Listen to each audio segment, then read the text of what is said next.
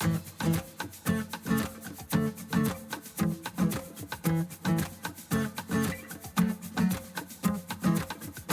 podcast is a quest for well-being, a quest for a meaningful life through the exploration of fundamental truth. Enlightening ideas, insights on physical, mental, and spiritual health. The inspiration is love. The aspiration is to awaken new ways of thinking that can lead us to a new way of being well. Welcome to Body, Mind, and Soul Healing Conversations.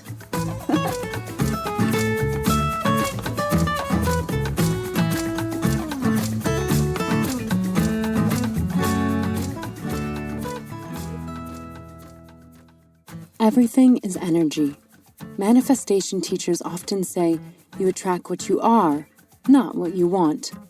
Show up energetically as your future self, the version of you that already is and has everything you want. The universe responds to energy, to the energy of your thoughts, emotions, words, and actions. So be mindful of what you're putting out there.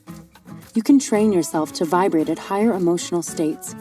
One of the most powerful ways to do that is gratitude. Be grateful for everything, including what hasn't shown up yet. That is where faith comes in. Believe you can have it. Believe it's already yours. And be thankful for it now. Feel the feelings of having it now. Do the above and you'll begin a transformation from the inside out. You'll stop holding yourself back and start owning who you are. You'll unlock your potential. And you'll start attracting what you want.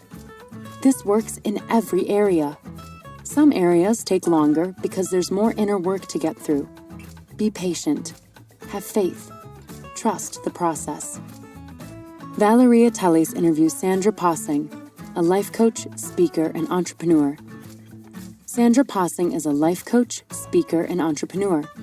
She helps people transform their relationships with themselves and create extraordinary lives they love. Living and traveling the world as a digital nomad, she has been running her business from her laptop for the past 8 years from 15 plus countries. Meet Sandra at sandrapossing.com. Here's the interview with Sandra Possing.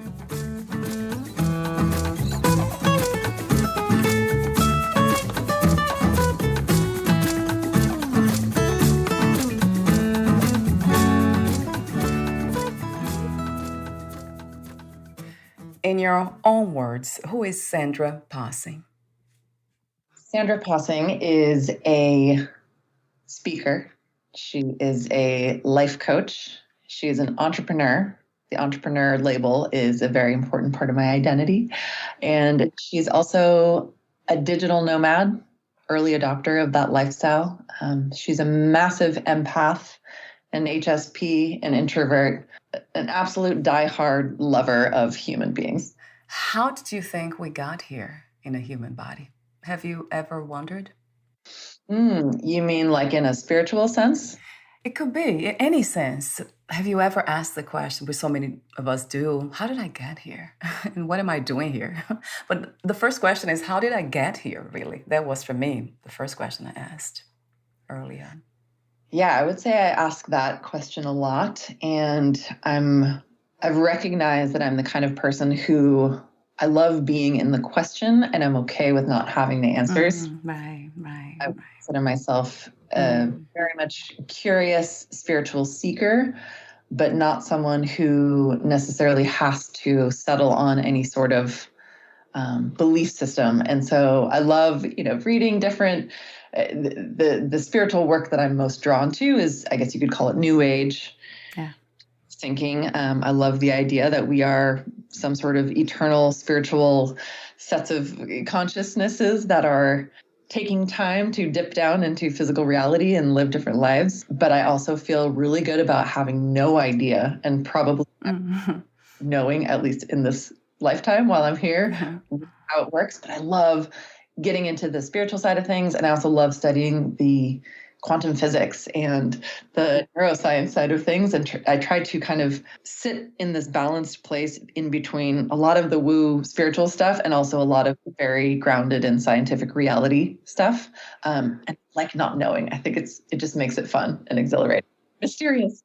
Is there anything that for you it's fundamental to know in order to carry this existence? For me personally, and I would say it's also a part of what I guide my clients through and toward, is knowing who you are and knowing what's important to you. So that's a big foundation of kind of how I live my life, and how I coach my clients is initially the authenticity piece of who are you as your most authentic self? Who are you as your highest self? Or who are you aspiring to become? And that becomes like the foundation, I think, that's really helpful to ground us into feeling safe, to feeling at peace, to feeling relaxed into who we are, instead of all this running around and trying to be who we think we're supposed to be. Right. And then the other piece is moving towards what you actually want and what's important to you. So I see so many folks struggling because they are creating their lives based on the shoulds and the supposed tos, and chasing a bunch of things that maybe aren't even important to them. And so I love getting people connected back into their core values and their passions and purpose, and what feels exciting, what feels exhilarating and playful and fun to you, and building our lives based on those things. Yeah. Because when we're in that grounded place of authenticity and alignment, when there's congruency, like in who we are and how we're living, everything else just gets so much easier. And then from that place, I think we have so much more to give too. I absolutely agree. That's interesting when you talk about knowing who we are. Yeah, I tend to go or try to go beyond that. And who am I? I don't even know. But then when it comes to the identity, what we like, what's attracting to us, then yeah, there are so many things. It's true. Preferences. Yeah.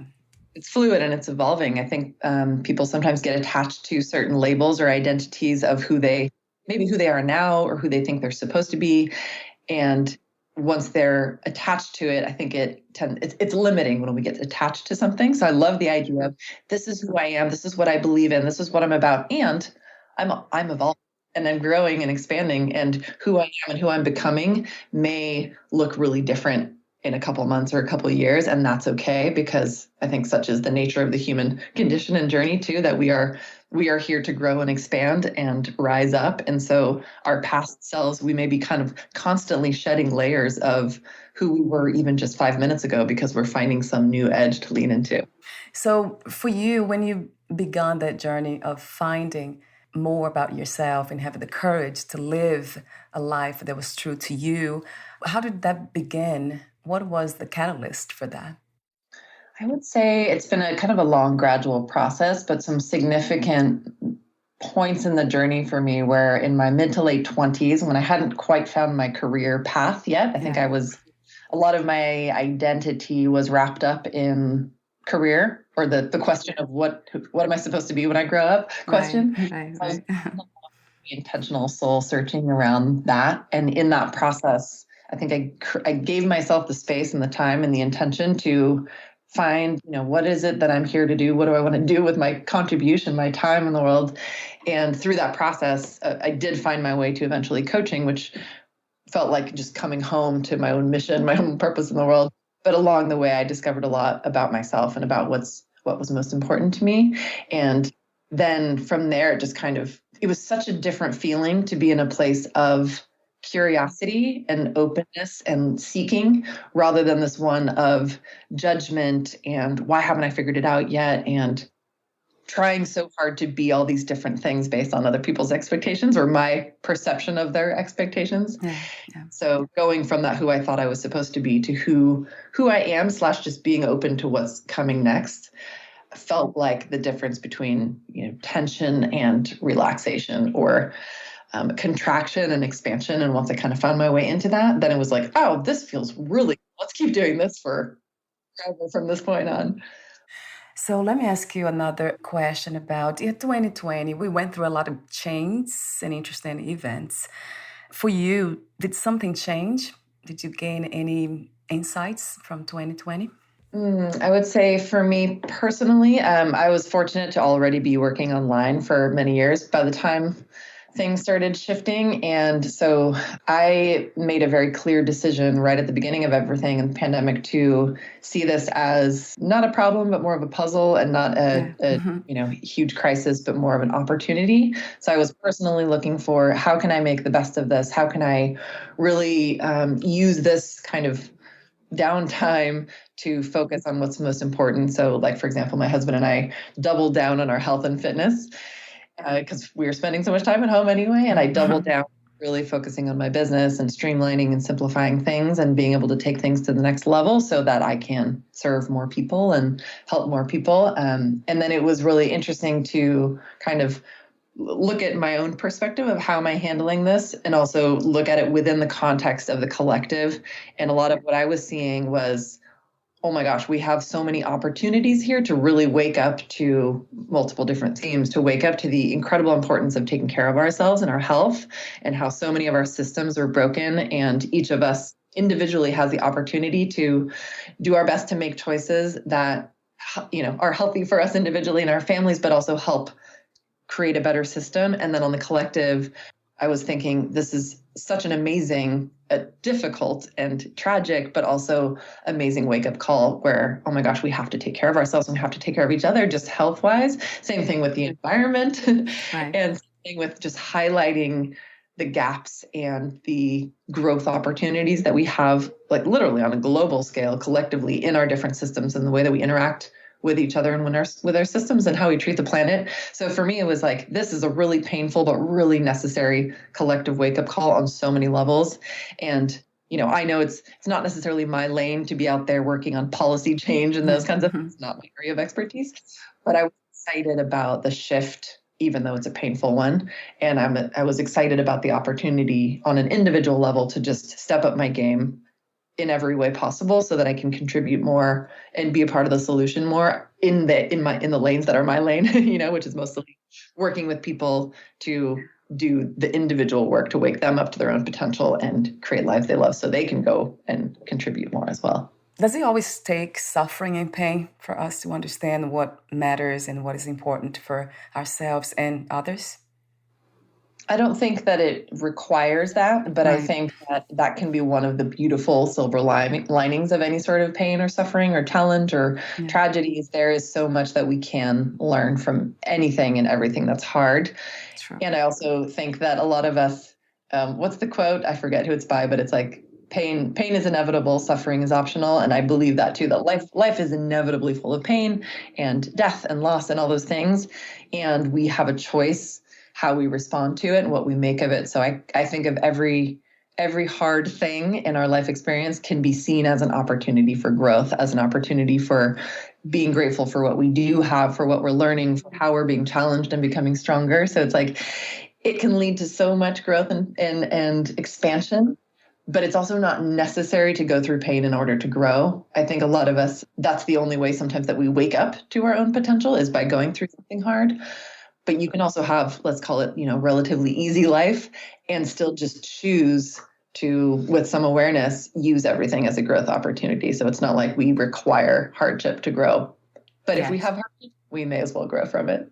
It seems like it's not possible to navigate this reality in a human body without pain, physical, emotional, different kinds. But it seems like it's part of this. One of the things that I often think about is not denying pain, try to escape from pain and bypass that so we can kind of come up with this idea that we have learned something from a negative experience that we have not really felt in a way. It doesn't make sense, right, Sandra, in a way?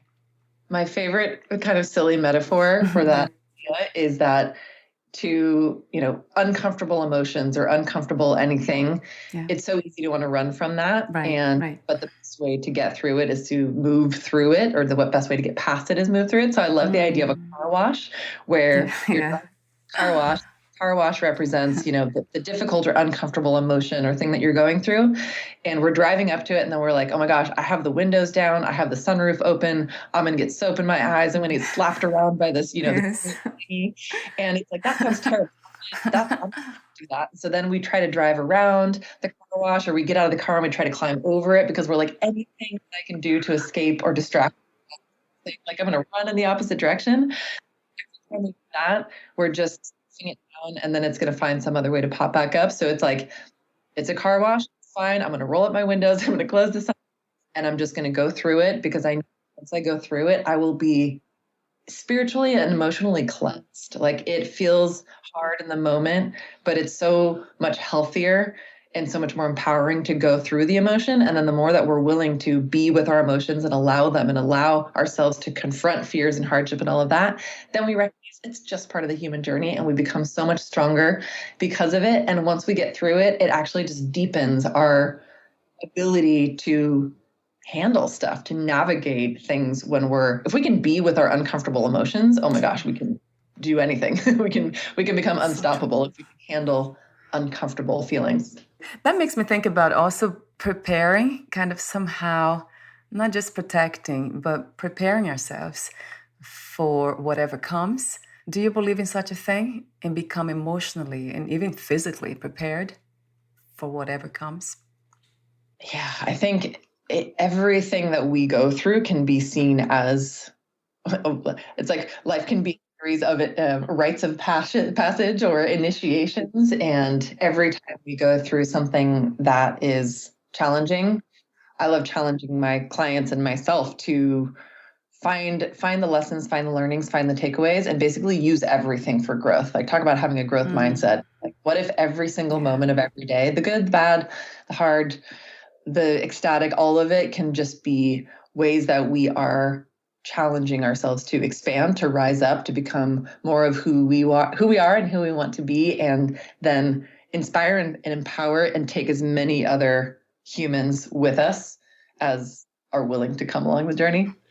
Yeah, it's not being prepared per se. It is being open, isn't it? Just being open to it. That's what it sounds like to me, listening to you. And there's a lot of trust involved in being open. We are, as humans, so wired to be afraid of the unknown. And so most of us limit ourselves consistently. But if we're open and then we practice trusting ourselves with the unknown, then possibilities become, in my opinion, pretty limitless. That is very much true. And I try to navigate this reality the same way. I get myself in trouble a lot of times by being this way, just open to whatever comes, but not at the emotional, the emotional level too, of course, it gets affected. Even at the physical level, when I am around people that it seems like they have a lot of negativity held in their bodies, in their minds, and then automatically I kind of absorb that. And then I have headaches after, I don't feel comfortable after, but not during. During the situation, I'm okay, everything seems to be fine. But then after, the body's releasing, trying to release that. And then even my emotions get a little out of place. So that's something that I'm working on now too, to see if it's possible to protect or work on that so I can be ready for. Absolutely. Yeah, that's a kind of interesting thing that I'm working on too. Do you want to make any comments on that, Sandra? I think those of us who are on the more sensitive side of the spectrum of feeling things, whether you're an empath or an HSP, a highly sensitive person, or various degrees of sensitive, the more sensitive we are, the more important it becomes, I think, to learn how to manage our energy. You can think of it as protecting yourself, or you could think of it, just think of it as managing energy, because someone who's maybe less sensitive can put themselves in different situations, chaos, whatever negative energies fly at them and they kind of shrug it off about their True. Like that. I'm like, wow, how do you do this magical thing? But for me, as an extremely sensitive person, I've learned that I don't want to deny my sensitivity because it's a gift. It's one of my superpowers. It's what makes me a great coach and other things. But it's really important for me to protect my energy. And the ways that I do that is by doing lots of radical self-care. It's by making sure that as an introvert, I get a ton of solo time, downtime, quiet time to recharge, because that's when my battery gets charged. And it also looks like knowing when I'm in certain situations that, sometimes I can set boundaries, say yes, say no when appropriate, remove myself from a situation if needed. But I've also been practicing because I want to be out in the world. I want to be around people. I want to be doing lots of things. And I want to be able to be around hard things without having to run away and recharge my battery all the time. So sometimes a visualization exercise I think can be helpful is to basically imagine like a huge force field that you put up around yourself. If for anybody who's seen the movie The Incredibles, the girl, Yeah. I put one of those up in my mouth, and I imagine that none of the negative energy or whatever I don't want to deal with coming at me can penetrate the force field, but my love, my whatever that I want to shoot out can, so it's like a one-way shield. I can shoot out things, but it won't will come in and harm me. And that way I help myself feel safe, but I can still go out and be in the world and, try to be a beacon of hope and light and fierce love wherever I go. Thank you for the advice. I try to visualize that, right? This creating this shield, right? Where I would like to receive too, because I love this idea of giving and receiving, not just one way. But yeah, because of this sensitivity part, it seems like it's necessary to sort of receive less and give more. Yeah, you made me think now. I am seeing somebody that is an energy healer. Try to help me with that, balancing what you said, exactly that, balancing the energies, right? And talk to me for a moment about overcoming people-pleasing, perfectionism, and self-doubt. Boy, I have done that for many years myself. Yeah, that is, those are three of my biggest ones. And probably, the nature of this work, we often attract clients who are similar to ourselves energetically. Yeah. So many of my clients have worked through or are in the process of overcoming some version of that. If just briefly on each one, the people pleasing thing, I've tackled this from many different angles, mostly just recognizing that it's an unhelpful tendency. It's a protection thing.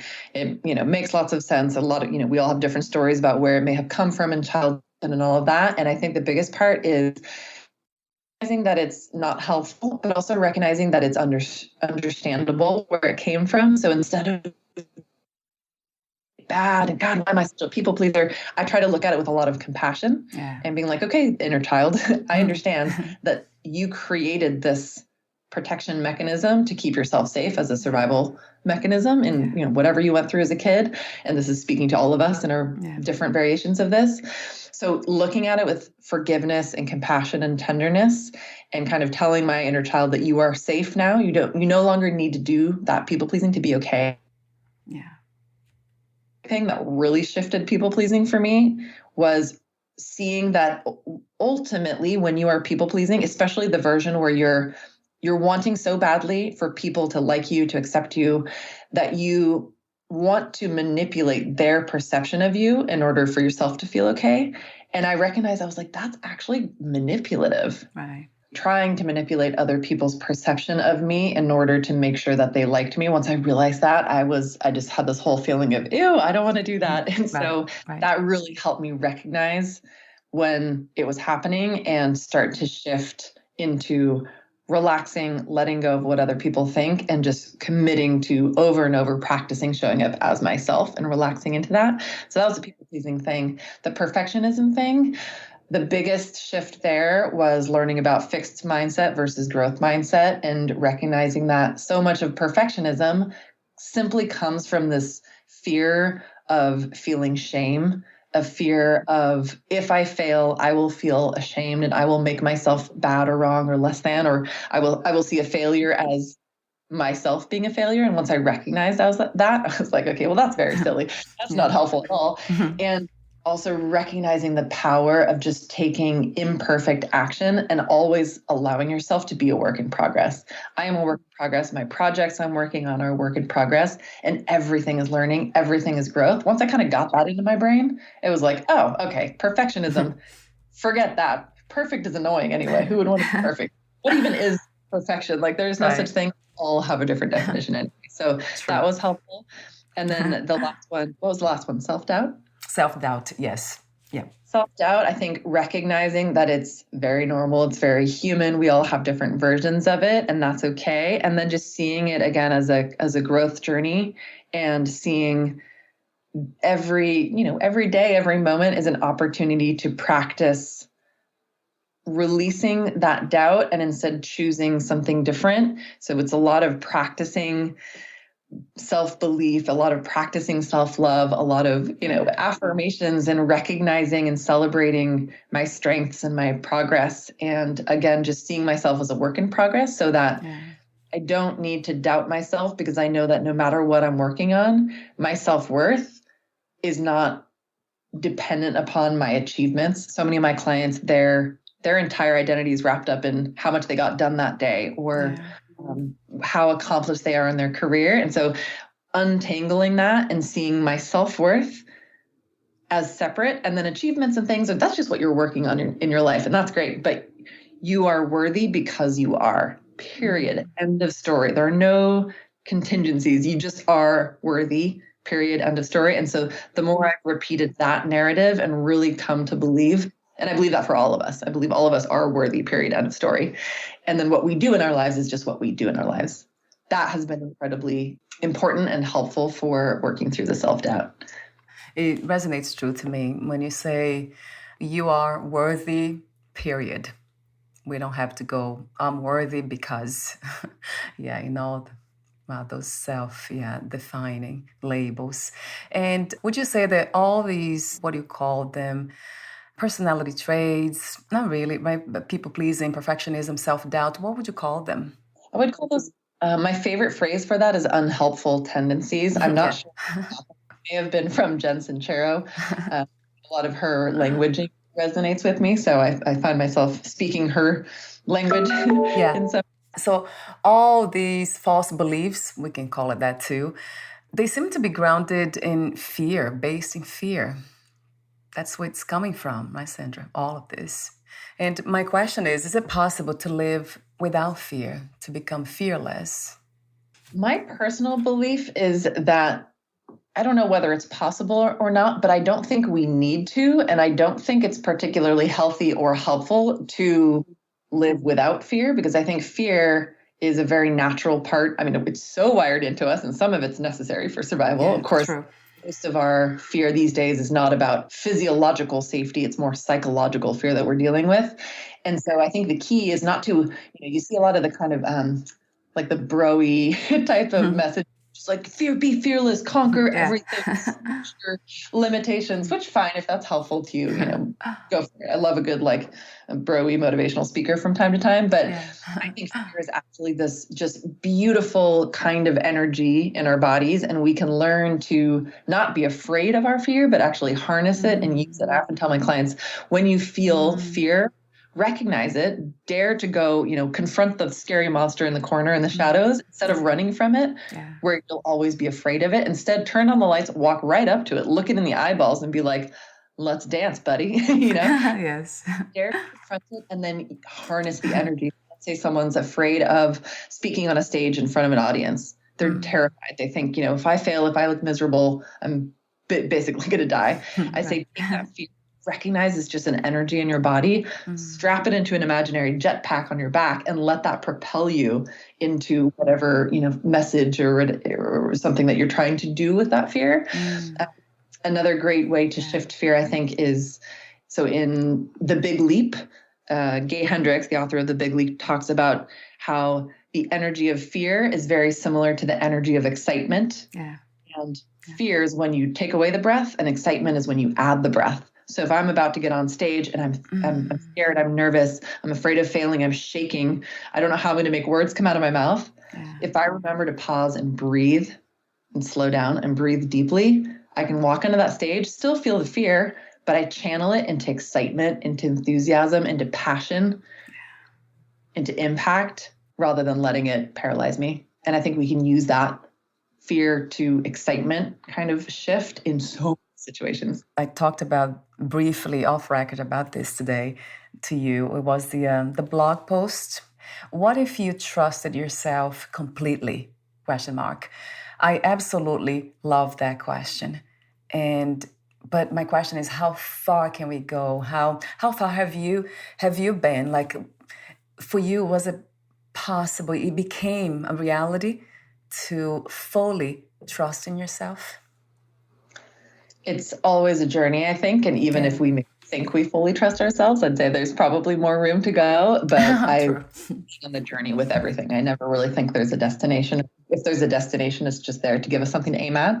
But the Yeah. journey that's so rich. And what I see is that most of us, based on our conditioning, our programming, and just the world we live in, we are taught to not trust ourselves. We are taught to live our lives from the outside in. We're taught to look at, the beauty industry and advertising and all these products and services and the news and everything tells us you can't trust yourself. You need this thing. You can't trust yourself. You need this car, this makeup, this whatever it is. Yeah. You need us to control you and tell you what to do. And so how are we supposed to learn to trust ourselves? It's really hard. So what I like to do is kind of flip that whole paradigm on its head and very gently and slowly and gradually take people on the journey of looking less externally for the answers and starting to trust themselves, starting to look within, starting to recognize that they have so much intuition and gut sense and answers within, but it's also hard to distinguish in the beginning. Often I like the metaphor of the fear or the ego or the external conditioning or all of that other noise is like a toddler standing on a step stool with a megaphone screaming in your ear. It's really hard to turn down the volume on that if you're not used to it. And then your intuition is like amazing grandma sitting in the corner and she's whispering to you.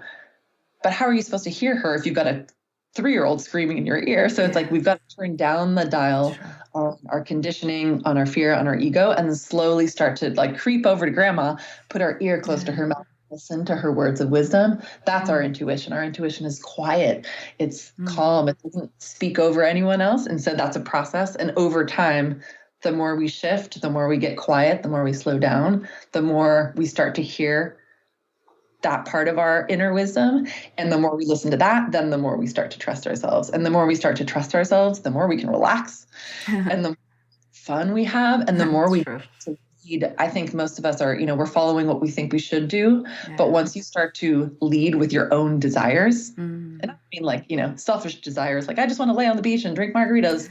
You're like over that after about 2 weeks, Right. But real desires, like the desire for the kind of person you want to be, the life you want to have, the way you want to interact with other humans, the impact you want to have, how you want to lead, how you want to leave a legacy, those desires are like gold. Once you can listen to those, real magic starts to happen.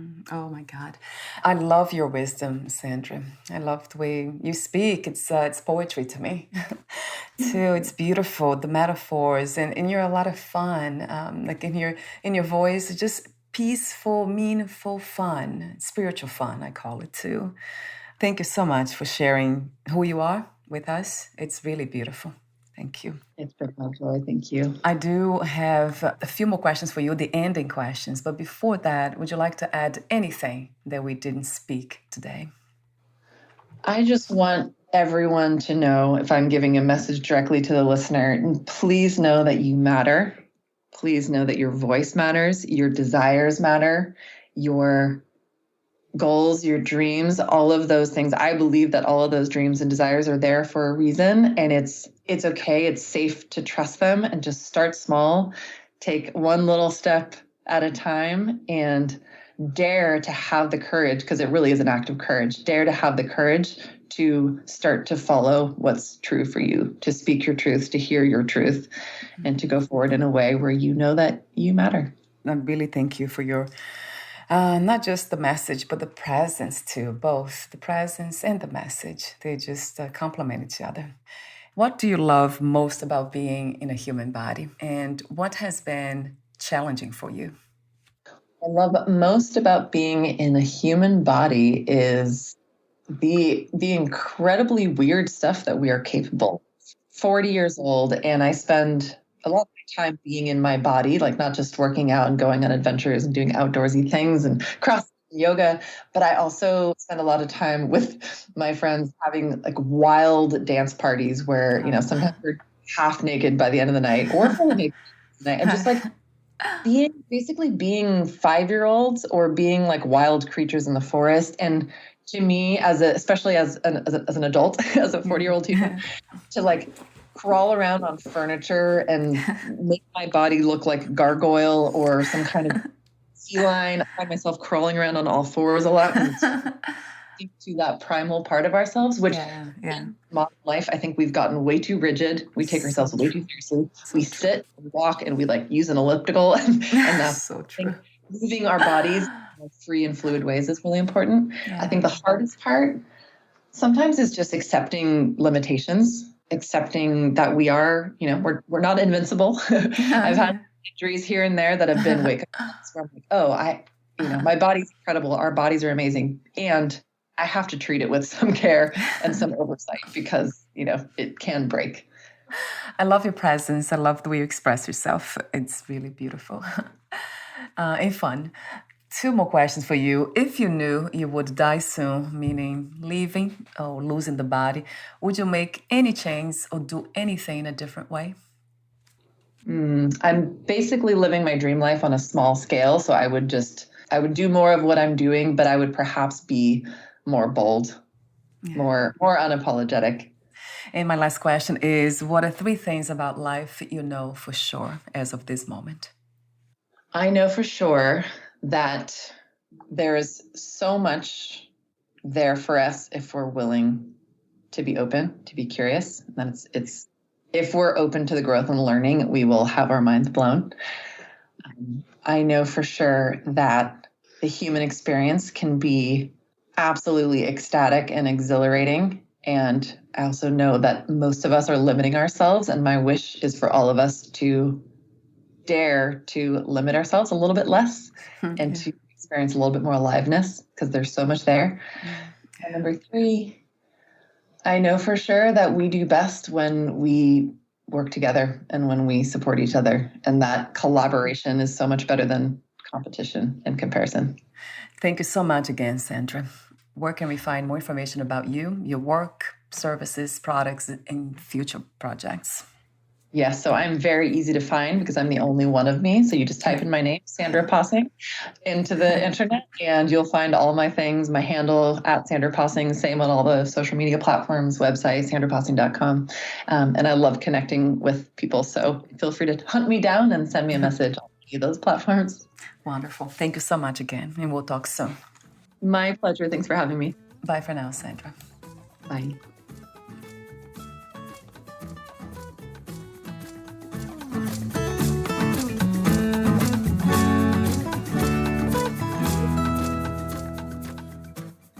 Thank you for listening. To learn more about Sandra Possing and her work, please visit sandrapossing.com.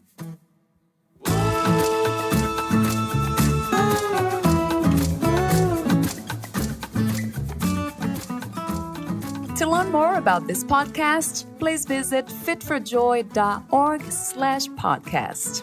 Thank you again for listening, and bye for now.